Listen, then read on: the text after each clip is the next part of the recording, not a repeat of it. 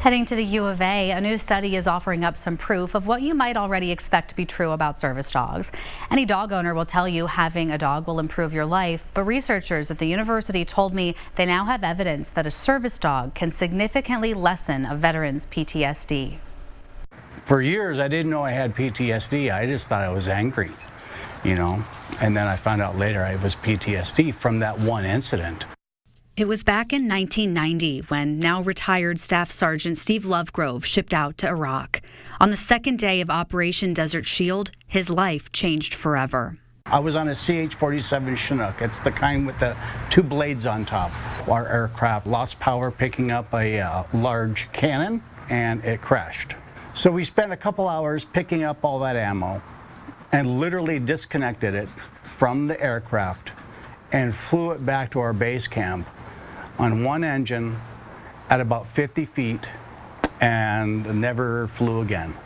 The mental pain that crash caused never went away. Lovegrove started having night terrors, restlessness, fireworks set him off, and the crowds back in civilian life were unbearable. Literally have left full carts of groceries in the store and left. After a suicide attempt in 2014, Lovegrove decided to train his dog Lucky to be a service dog. As Lucky got older, he got Cinder, who he put through a local training program to learn different tasks that Lovegrove says have made the world of difference. She'll come up and sometimes just lay her head on my lap, or put a paw on it, or lick my hand, and that just kind of soothes it and tells me, okay, snap out of whatever you're going through at the moment. If my back is exposed, I can have her cover my back. Or if there's a crowd coming at me, I can have her break that crowd open as I go through.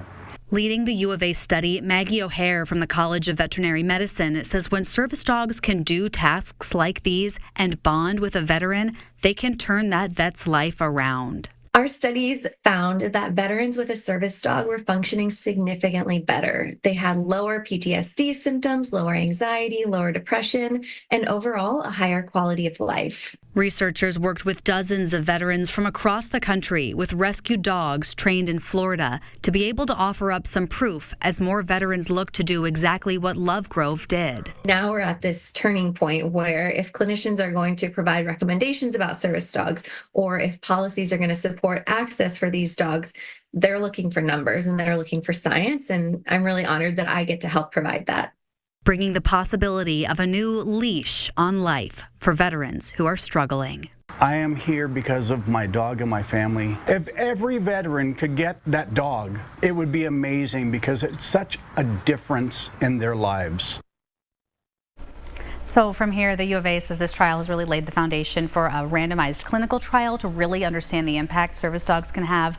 As for Steve Lovegrove, he and Cinder are back at it. He's a bus driver for the Marana School District. He brings Cinder along for every single bus ride. I look forward to that bus ride. And, he speaks to sort of that bond, that difference it made for Steve. Imagine the access to more trained dogs and more vets for them to have much richer lives. Exactly. It could make a huge impact for so many people. Yes.